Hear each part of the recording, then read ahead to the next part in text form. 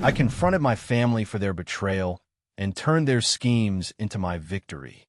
My brother slid the pen across the table like it was a peace offering, and my mom's smile stayed glued to her face even though her eyes were doing that frantic darting thing, checking who was watching, checking if I was about to behave. The restaurant's private room was too warm, the kind of warm that makes your makeup feel like it's melting off your skin, and the smell of grilled meat and sweet perfume sat heavy in the air. Everyone had champagne flutes in their hands because this was supposed to be a celebration. My mom's birthday dinner, extended family, cousins I hadn't seen in years, a cake with sparklers that had already been wheeled out once for photos. My aunt leaned over my shoulder like she was reading along, whispering, "Just sign it, sweetheart, it's nothing," while the top page in front of me said Authority TO Discuss and Restructure Account in bold letters. My name was typed under Customer. My old address was on the next line. My stomach went cold and then hot, like my body couldn't decide which kind of panic would keep me alive. Why is my address from 2 years ago on this? I asked, keeping my voice low, because I could feel people starting to listen. My brother, Cal, laughed a little too loudly. "Because they had it on file," he said. "Just sign. Sophomore don't make it a thing." I didn't pick up the pen. I stared at the signature line and felt my fingers tingling like the blood was draining out of them. My mom leaned in closer, still smiling at the table like we were sharing a cute family moment. "Not tonight," she murmured through her teeth, the way she used to when I was a kid and I'd asked the wrong question at the wrong time. "Don't embarrass us." On the other side of the table, my cousin Talia was watching with her eyebrows raised, but she wasn't saying anything because in my family you're allowed to witness. You're not allowed to interrupt. Cal tapped the pen again, impatient now, and my aunt made a little shooing motion with her hand, like I was a slow waitress. "Everyone's waiting," she said. "The waiter needs a table back soon. Just do it, and we'll talk later." My heart thudded so hard I could see it in my collarbone. I looked at my mom's face, lipstick perfect, smile bright, the exact expression she wears when she's trying to sell someone a lie. And something in me finally, quietly, snapped into place. I slid the papers away from me, stood up, and said, clear enough for the whole table to hear, "I'm not signing something with my name on it when I didn't ask for it." It started on a random Thursday afternoon, the kind of boring day where you think nothing important is happening. I was at work, half listening to a meeting and answering emails, when my phone buzzed with a text from a number I didn't recognize. Reminder, your payment is overdue. Please pay $312.40 today to avoid further action. It had a reference number and a link. I stared at it, confused, because I don't have debts floating around like that. I'm not perfect with money. I'm a normal person. I've had weeks where I've lived on pasta and hope, but I know what I owe. I click nothing, obviously. I call the number on the official website instead because I'm not an idiot, and after 15 minutes on hold, a bored-sounding guy told me, "Yeah, you've got an account with us." I laughed because I genuinely thought he was wrong. "No, I don't," I said. He asked for my DOB. My heart started doing that slow, sick lurch when he read back my full name and the old address, my mom's address. The account had been opened 8 months ago. The email on it was something I'd never used. The phone number on it was my brother's. I remember going into the bathroom at work and sitting on the closed toilet lid because my knees suddenly didn't feel reliable. The fluorescent lights made my skin look gray. I pulled up my bank app, not even sure what I was looking for, and my hand was shaking so badly I mistyped my password twice. I thought maybe it was a mistake, some admin error, some weird coincidence. Then I checked my credit report, and there it was, like a punch, a credit inquiry I hadn't made, a card I didn't recognize, another account with a different company. All under my name, all linked to my mom's address. I called my mom first. That was my first mistake. I don't know why I still do that. Why I still go to her like she's going to protect me when she spent my whole life protecting the family image instead. She answered in this bright, cheerful tone like she was happy to hear from me. Darling. I said, "Mom, did you open anything in my name?" There was a pause, not long but long enough. Then she did the thing she always does. She laughed like I'd said something silly. "What? No. Why would I do that?" I said, "Because there are accounts linked to your address." Another pause. "You're stressed," she said immediately, and I swear to God my jaw clenched so hard it hurt. "Work has been a lot, hasn't it? Don't jump to conclusions." I said, "Mom," and she sighed, heavy like I was exhausting. "Talk to your brother," she said.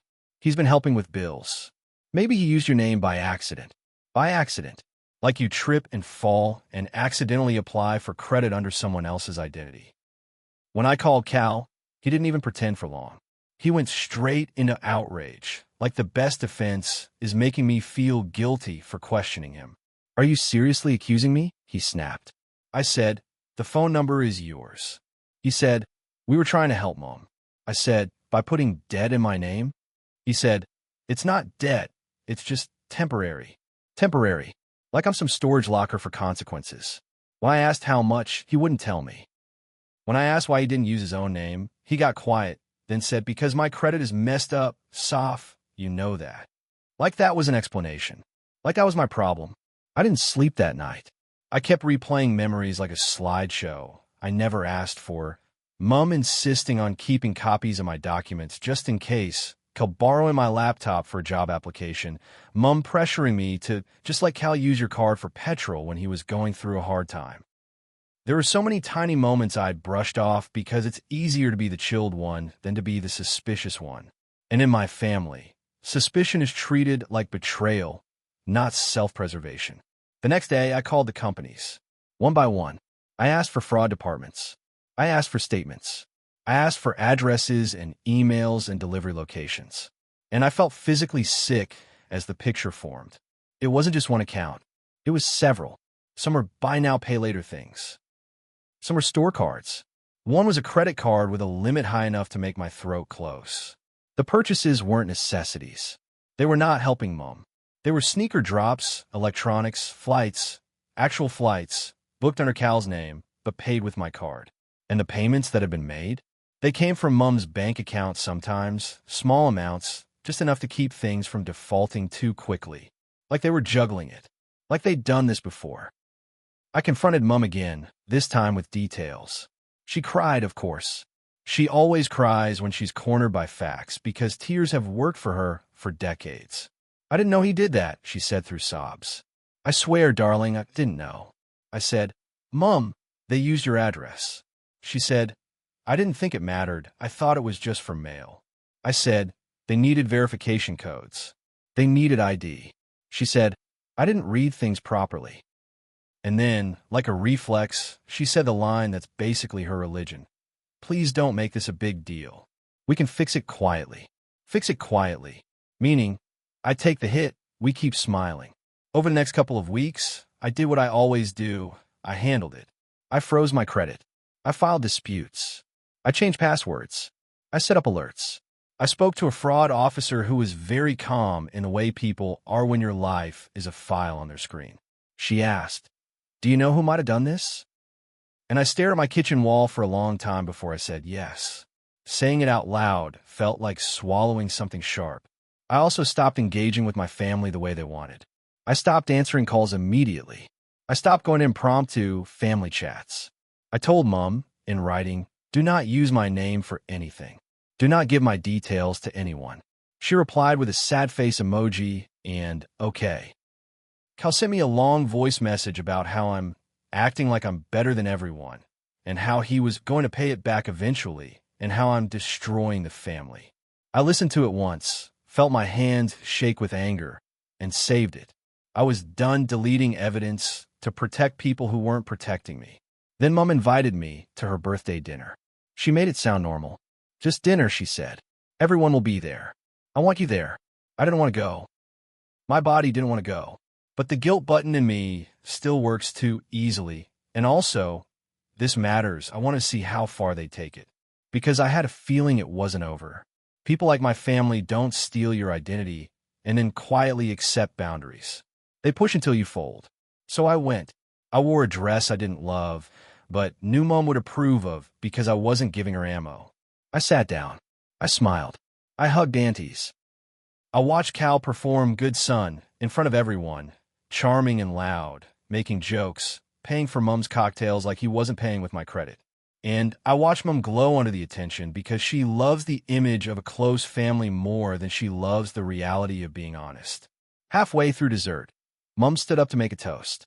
She was tipsy, cheeks flushed, eyes shiny. "I just want to say," she said, lifting her glass, "I'm so blessed. My kids are my world. Cal has been such a help lately, and Sophie," she paused and looked right at me. "Sophie is finally getting her life together." A couple people chuckled in that polite way. My aunt nodded like she agreed. Mom continued, "And you know what? Sophie has been so generous. She's going to help us sort out some financial stuff. Aren't you, darling? Because family helps family." She smiled like she'd just announced something sweet. My stomach dropped. There it was. The public corner. The script. She wanted me to nod so everyone would witness me consenting. She wanted it on record that I agreed. Because if I later refused, I'd be the selfish one who went back on her word. That's how they do it. Trap you with social pressure, then punish you for trying to breathe. And then Cal slid the papers in front of me. The authority form. The restructure document. My name. My old address. A way for them to talk to the bank on my behalf. A way for them to consolidate, move things, smooth it into something that looks legitimate. A way to turn identity theft into a family arrangement. I'm not exaggerating when I say my hands went cold. Back in the private room, with everyone watching and my mom smiling too hard, I stood up and refused. At first, the room did that weird thing where people pretend they didn't hear. Forks moved again. Someone laughed a little too loudly. The waiter appeared like a ghost near the door, sensing drama and wanting no part of it. My aunt leaned in, her voice sharp now that her sweetness wasn't working. "Sophie," she hissed, "don't be like this." "Like what?"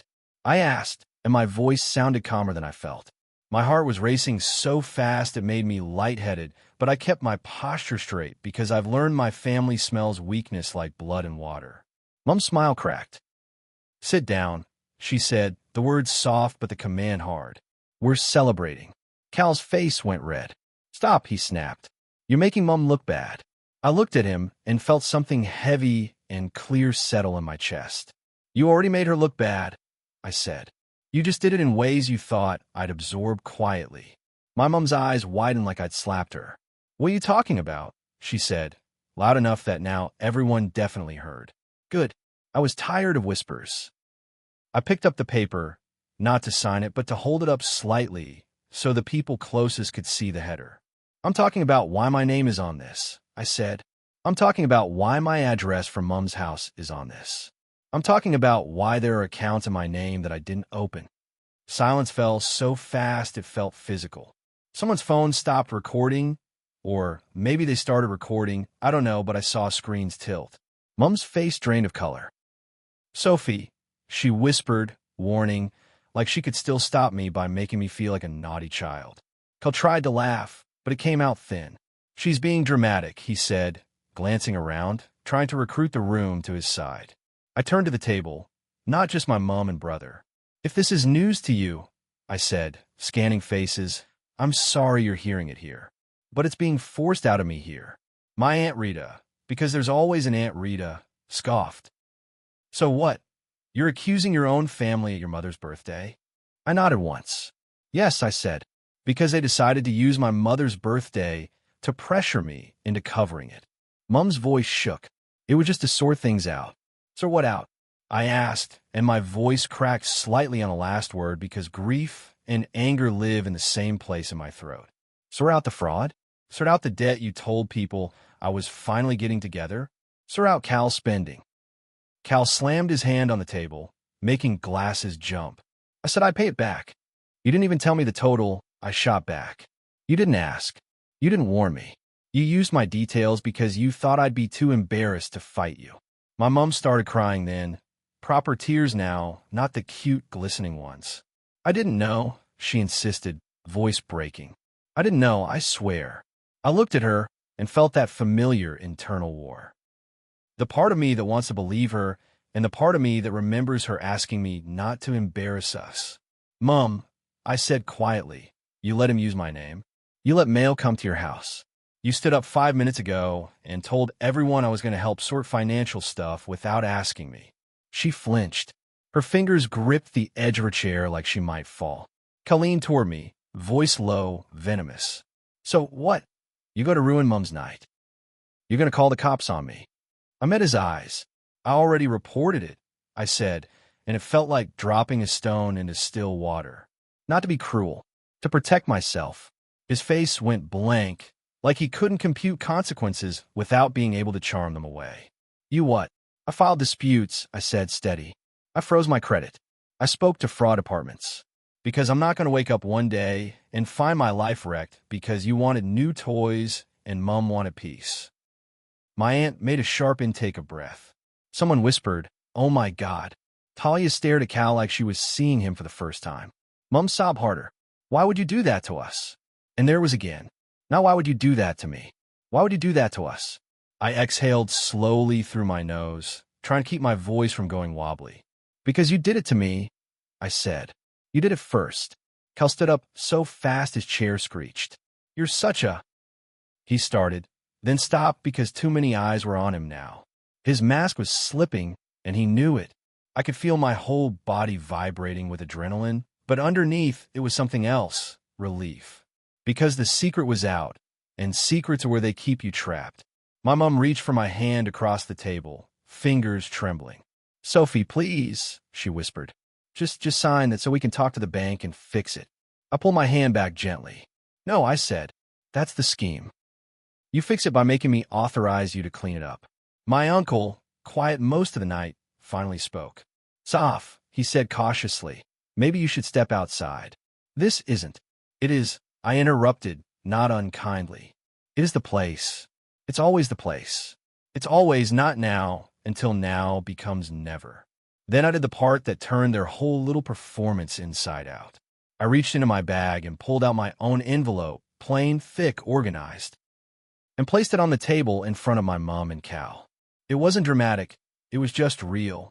Inside were printouts. The fraud case numbers, the list of accounts, the amounts, the recorded voicemail Cal had left me, and a letter I'd prepared addressed to my family with one simple message.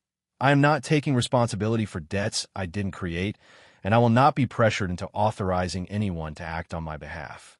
Cal stared at it like it was a bomb. What is that? That, I said, is the real paperwork. The kind that doesn't require me to pretend you didn't betray me. My mom's breath hitched. You came prepared. Yes, I said, because you invited me here under the lie that this was a birthday dinner. People were openly watching now. No more pretending. Even the waiter had paused near the door with the bill folder in his hand, eyes fixed on the table like he couldn't decide if he should intervene or flee. Cal's voice went sharp, desperate. So, you're going to make me look like a criminal? You made yourself a criminal, I said, and I hated how calm I sounded because a part of me wanted to scream, wanted to smash something, wanted to go back in time and protect my younger self from ever thinking love meant tolerating this. But calm was my weapon. Calm was the only thing my family couldn't spin into she's hysterical. My Aunt Rita leaned forward, eyes hard. You know what this will do to your mother? I looked at her. You know what it already did to me, I replied. Mom shook her head, sobbing. I just want to keep everyone together. And you chose me as the sacrifice, I said softly. Again, that line hit the table like a dropped plate. Mum went still, tears hanging on her lashes. Someone, one of my cousins, let out a breathy Jesus. For a moment, nobody spoke. The air felt thick. My heart was still racing, but my brain was strangely clear. I realized I had been afraid of this confrontation for years, and yet here I was, standing in it, still alive. Then Cal did what he always does when he's losing. He tried to flip the script. You've always hated me, he snapped. You've always thought you're better than everyone. You think your job makes you some queen. I almost laughed, not because it was funny, but because it was so predictable. I don't hate you, I said. I hate what you did, and I hate that Mum helped. Mum made a wounded sound. I didn't help. I tilted my head slightly. Then why was my address on the form? I asked. Why did you announce I'd help sort financial stuff without asking me? Why did you tell me not to embarrass you instead of asking why I was scared? Mum opened her mouth, then closed it. That's the thing about gaslighting. It works until you ask one question too clearly. Cal grabbed the pen like he might still force this into existence through sheer will.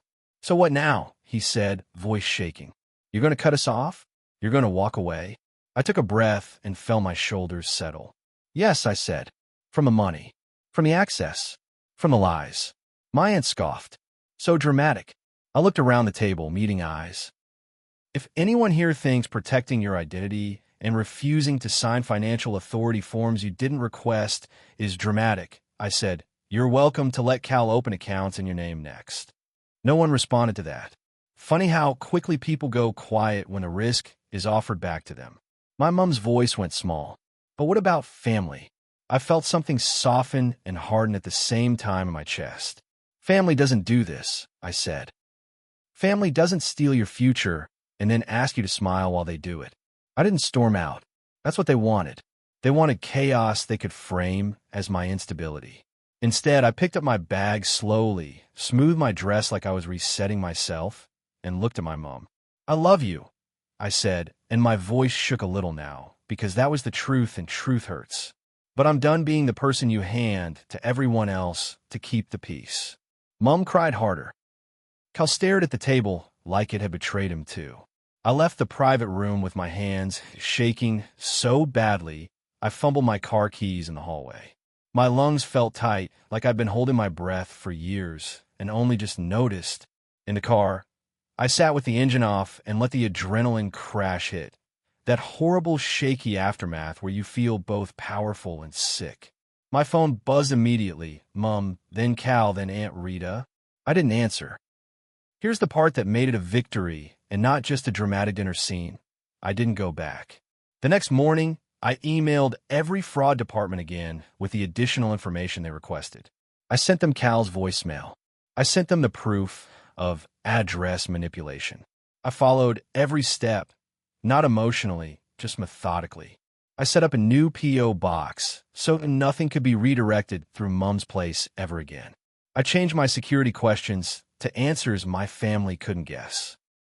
I removed my mom as an emergency contact at work because I suddenly realized she wasn't an emergency contact. She was an access point. Cal tried to call from different numbers. Mom left long voicemails swinging between tears and anger. How could you do this to your brother? She'd sob, like I'd stolen from him. Then, in the next message, she'd say, sharp, you've always been selfish. It was honestly surreal hearing the same woman flip between victim and judge depending on what she thought would hook me. I didn't respond until I was ready. When I did, it was one message to Mom. I will talk to you when you can acknowledge what happened without blaming me. Until then, do not contact me about money or accounts. If you try to pressure me again, I will forward everything to the fraud team. That was it. No paragraphs. No vegging. No explaining. Because explaining is what my family feeds on. They don't listen to it. They use it. A week later, Cal showed up at my apartment building. He somehow got past the front door because people still trust the word brother. I opened my door to him standing there, eyes red, jaw tight, smelling like stress sweat and cheap cologne. You're really doing this, he said, voice low, like he was trying to shame me into folding. I didn't invite him in. I stood in the doorway so my neighbors could see if he tried anything. Yes, I said. He swallowed hard. You know, Mom is sick over this. Mom should be sick over what you did, I replied. He flinched like I'd hit him. Then he did the thing that made everything so clear it almost made me laugh. He said, I needed it. I stared at him. You needed sneakers and flights and gadgets? I asked. He snapped. I needed a chance. I was drowning, soft. You don't get it because you've always had it together. That line, you've always had it together, like it was a privilege instead of a trauma response, like it was something I'd been handed instead of something I'd built out of panic and responsibility. I had it together because nobody else did, I said quietly. And you don't get to punish me for that. He looked at me, eyes glossy, anger fighting shame. So what? You think you're better than me now? I shook my head once. No, I said. I think I'm done carrying you. He stood there for a moment, then spat. You'll regret this, like a movie villain who doesn't know what else to say. And he left. I closed my door and leaned my forehead against it, breathing hard, feeling my legs wobble. Then I did something I've never done before. I texted my cousin Talia and said, "Can you come over? I don't want to be alone right now." And she came. She brought takeaway and sat on my couch and didn't tell me to be the bigger person. She just said, "They've been using you for years," like it was obvious, and I cried so hard I hiccuped. Over the next couple months, the accounts started closing. The fraud investigations progressed. Some companies cleared my name quickly. Others dragged their feet, but I stayed on them like a dog with a bone. My credit score slowly recovered. The panic in my chest slowly quieted. And the weirdest thing happened. Once I stopped feeding my family access, they stopped acting like family. The calls got less frequent. The messages shifted from guilt to anger to silence. It was like watching a machine power down. Mom eventually came to my place alone. No cal, no aunties. She stood on the footpath outside the building because I wouldn't let her inside. Not yet. Her face looked older, tired. "I didn't think it would get this far," she whispered. I crossed my arms tight over my chest because my body still reacted to her like she was gravity. "It got this far when you decided my safety was negotiable," I said. She cried quietly, wiping her cheeks with her sleeve like she didn't have her usual props. "I was scared," she admitted. He was so angry. He said he'd leave and never speak to me again. "And your solution was to hand him me," I said, and my voice shook because it still hurt. "You chose to lose me so you wouldn't lose him." Mom's breath hitched. She looked at me like she wanted to deny it, but the truth was standing between us. "I didn't want to," she whispered. "But you did," I said. We stood there in silence while a neighbor walked past with groceries and pretended not to notice the family tragedy happening on the footpath. Finally, Mom asked, "What do I do now?" And here's the honest answer. I didn't know. There's no guidebook for how to rebuild trust with someone who let you be sacrificed for peace. So I told her the only thing that felt true. "You start by telling the truth," I said. "To yourself, to Cal, to the family. Stop protecting the lie that we're perfect, because the lie is what let this happen." Mom nodded slowly, tears sliding down. "He'll hate me." I shrugged, tired. "I know," I said. "Welcome to what it feels like when you stop being useful to someone." She flinched because that line landed too close. I didn't magically forgive her. We didn't hug and heal on the spot. But something shifted that day. She stopped trying to make me undo my boundaries. She stopped asking me to sign things. She started, slowly, learning what it meant to face discomfort instead of outsourcing it to me. As for Cal, I haven't spoken to him since that day at my door. I've heard through other relatives that he's telling people I ruined his life, that I chose banks over blood, that I'm heartless. The usual script. Sometimes it still stings because I'm human and I hate being misunderstood. But then I remember the feeling of my name on those accounts and my stomach turning to ice, and the sting turns into certainty again. That's the victory part.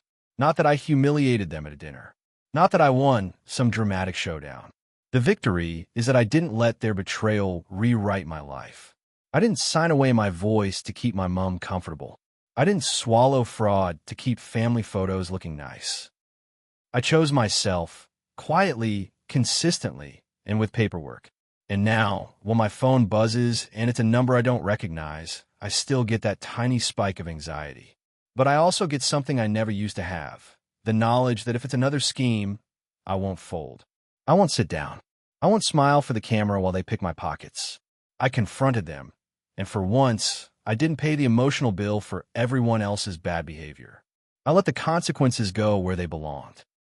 And even though it hurt like hell, even though it cracked the family image wide open, I can finally breathe without feeling like my identity is something they can borrow whenever they feel like it.